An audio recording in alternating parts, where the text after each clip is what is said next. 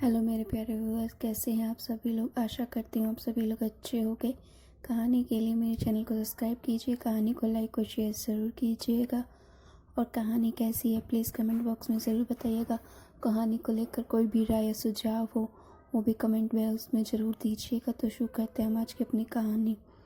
पलंग से नीचे पैर रखते ही वसुधा घुटनों पर हाथ रखकर कर्रा उठी। अब तो लगता है जल्दी ही काठी का मोहताज होना पड़ेगा। घुटने तो बिल्कुल ही काम से गए। अच्छी भली चलती फिरती थी, पता नहीं क्या हो गया है। अरे पिछली बार आई थी तब तो तुझे घुटनों की कोई परेशानी नहीं थी। 1.5 साल में अचानक क्या हो गया। अदिति की शादी में तो तूने कितनी भागदौड़ की थी। जया ने वसुधा की हालत देखकर दुख और अफसोस से कहा। हाँ, उम्र भर तो अच्छी रही, पर बस पिछले 1.5 साल में ही पता नहीं क्या हो गया है। आदित्य की शादी के बाद से ही घुटनों में दर्द रहने लगा और अब तो पलंग से उठकर बाथरूम तक जाना भी मुश्किल हो गया है। दर्द के मारे जान निकल जाती है। इस डर से तो मैंने पानी पीना भी बहुत कम कर दिया है। वसुधा जैसे तैसे बाथरूम तक जाकर आई और फिर से पलंग पर बैठ गए। तब तक जया लहसुन डाला हुआ गरम तेल लेकर आई और वसुधा के घुटनों की मालिश करने लगी। अरे जीजी, ये क्या कर रही हो? तुम तो बड़ी हो, सेवा तो मुझे तुम्हारी करनी चाहिए। वसुधा संकोच से भरकर बोली। तो क्या हुआ? जब मेरे घुटनों में दर्द होगा तो तुम तेल लगा देना, तकलीफ में क्या छोटा और क्या बड़ा, कहकर जया ने वसुधा के घुटनों की मालिश कर दी। वसुधा के बेटे आदित्य की शादी में दोनों बहनें मिली थी। तब से 1.5 साल हो गया। अब वसुधा ने बड़े आग्रह से जया को 4-5 दिन के लिए अपने घर रहने बुलाया था। जया कल रात में ही आई थी। दोनों बहनें देर रात तक बातें करती रही थी। सुबह के 7-7:30 बजे थे। जया चाय बनाने किचन में जाने लगी तो वसुधा ने उसे रोका कि बहू उठकर बना देगी, लेकिन जया आनन फानन में अपनी वसुधा की और वसुधा के पति सुरेश की चाय बना लाई। 7:30 हो गए हैं, लेकिन बहू के उठने का पता नहीं है। यह नहीं कि तुम आई हो तो जल्दी उठकर चाय बना दे। रोज सुबह की चाय के लिए 7:30 बजे तक राह देखते रहो। वसुधा ने उल्हाने के साथ कहा। आज आदित्य की छुट्टी है। 10-20 मिनट देर से भी उठ गई तो क्या हुआ? और भाई, सुबह मुझे जल्दी चाय पीने की आदत है, तो मैं तो किसी के भरोसे नहीं रहती।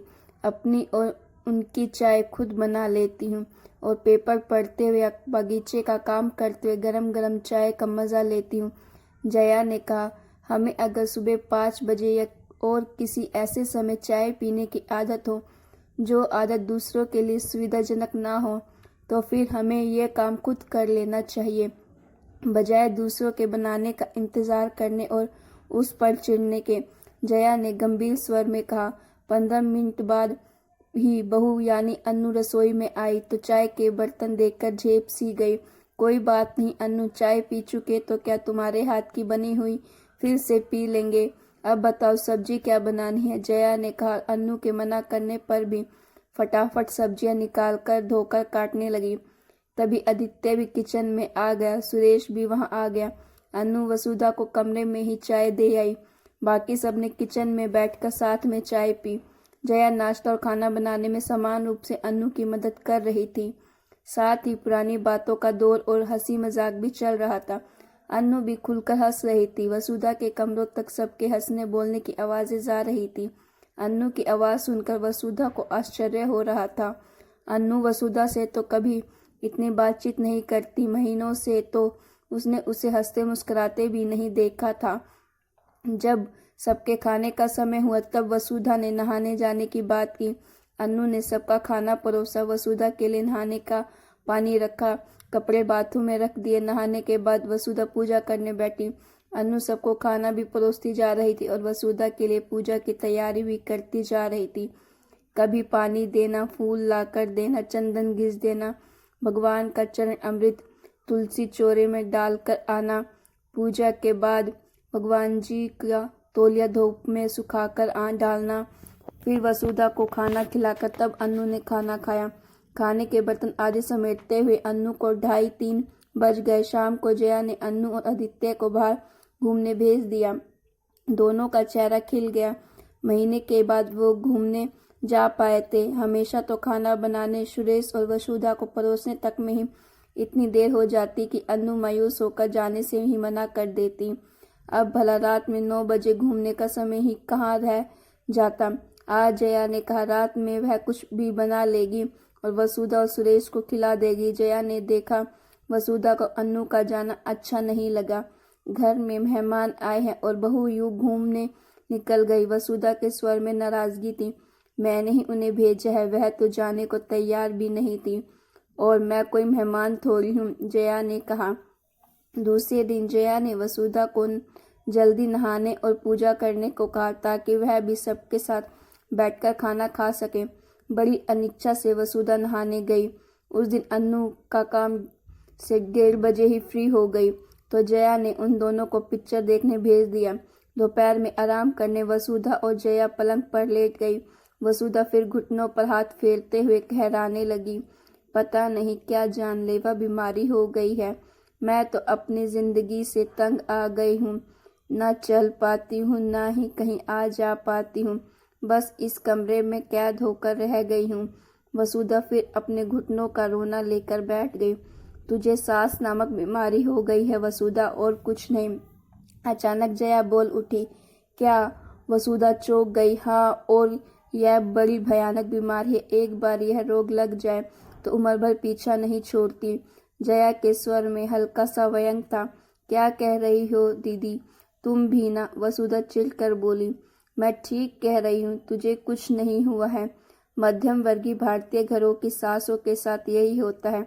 उम्र भर वे घर का सारा काम करती है, लेकिन जैसे ही बहू घर में आती है सारा काम उसे सौंपकर पलंग पर बैठ जाती हैं और बीमारियों को न्योता देती हैं। अरे, मेनोपॉज के समय हार्मोन चेंज होते हैं। इस समय तो शरीर को व्यायाम की ज़्यादा ज़रूरत होती है ताकि वह स्वस्थ रहे, लेकिन तुमने तो पलंग पकड़कर बीमारियों को न्योता दे दिया।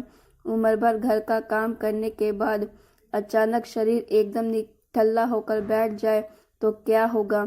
मशीन को भी बंद करके रख दो तो उसमें भी जंग लग जाती है। फिर यह तो शरीर है। पिछले 1.5 साल में अपने शरीर की हालत देखी है। वजन कम से कम 25 किलो बढ़ गया है। अब घुटनों पर यह अतिरिक्त भार पड़ेगा तो दर्द तो होगा ही।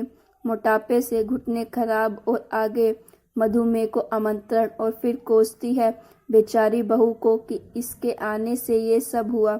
जया ने खरी बात आखिर बोल ही दी। सारी उम्र तो काम में पिस गई, अब इस उम्र में थोड़ा आराम कर लिया तो। अरे, अपनी गृहस्थी, अपने ही पति बच्चों के लिए काम किया ना, सब करते हैं और तुमने कोई एहसान नहीं किया है। किसी दूसरे के घर का काम तो नहीं किया ना। जया ने उसे डांट लगाई। हमारी सास भी तो बैठी रहती थी, हम भी तो अकेले ही सारा काम करते थे। तो वसुधा कुछ और कहना चाहती थी मगर जया ने बीच में ही उसे रोककर कहा, बस बस, मैं तेरी मंशा समझ गई। वो जमाना और था। कुछ लोगों की सोच संकुचित होती है, लेकिन हम भी वैसे ही नजरिए रखें तो उनमें और हमें फर्क ही क्या रह जाएगा। तेरी सास ने तुझसे काम करवाया, इसीलिए तू भी अपनी बहू से बदला लेगी। यह ओछी प्रवृत्ति छोड़ दे। मैं तुझे 4 साल बड़ी हूँ, लेकिन मेरे शरीर एकदम स्वस्थ है क्योंकि मैं घर का काम करती रहती हूँ। बहू को मदद भी हो जाती है और गृहस्थी संचालन में मेरी सशक्त भूमिका भी बरकरार है। लेकिन तुम्हारे जैसे सास काम में मदद तो करेंगी नहीं। हाँ, पलंग पर बैठे बैठे गृहस्थी पर अपना आधिपत्य जताकर व्यर्थ विवाद और खिंच को बढ़ावा देंगी। सच है, खाली दिमाग शैतान का घर। काम तो कुछ है नहीं तो बहू को परेशान करने की व्यर्थ खुराफात दिमाग में पैदा होती रहती है। पर मैंने बहू को क्या परेशान किया? वसुधा हैरानी से बोली। ये जो देर से नहाना है, देर से खाना खाना बैठना है, इसके पीछे की चालाकी मैं सब समझ रही हूँ, जया ने कहा।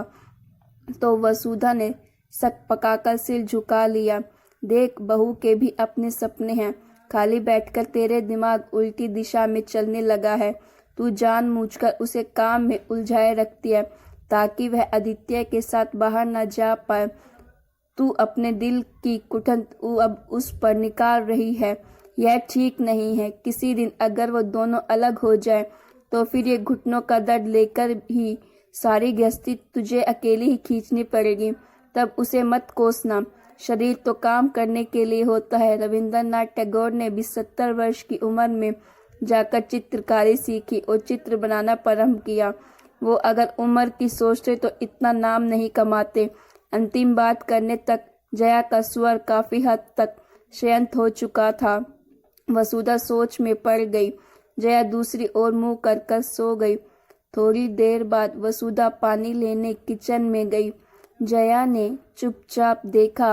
वसुधा बड़े आराम से चल रही थी। वह मुस्कुरा दी। जया को सुबह सैर करने की आदत थी। दूसरे दिन वह सुबह उठी तो देखा वसुधा उससे पहले ही उठकर बाहर जाने को तैयार थी। यह देखकर जया सुखद आश्चर्य से भर गई। थोड़ी दूर ही सही पर वसुधा जया के साथ पैदल घूमने गई। इतने दिनों से उसके पैर बैठे बैठे अकड़ गए थे। अब जोड़ खुलने में थोड़ा वक्त तो लगेगा, लेकिन जया को तसल्ली थी कि कम से कम वसुधा की बुद्धि पलटी तो घर जाकर चाय भी वसुधा ने ही बनाई। बर्तनों की खटपट सुनकर अन्नू दौड़ी दौड़ी किचन में आई तो वसुधा को काम करते देखकर आश्चर्यचकित रह गई। वह चाय बनाने जा रही थी कि जया ने इशारे से उसे कर दिया। आदित्य और सुरेश भी किचन में चले आए। वसुधा ने सबकी चाय टेबल पर रखी। आज पूरा परिवार एक साथ बैठा था। लो अन्नू, तुम्हारी सास अब एकदम स्वस्थ हो गई है। अब वह सब काम कर सकते हैं। बस अब तुम्हें उसे पर एक नई जिम्मेदारी डालने के लिए फटाफट उसे दादी बनाने की तैयारी शुरू कर दो। जया ने कहा तो अन्नू शर्मा गई और सब खिलखिलाकर हंस दिए।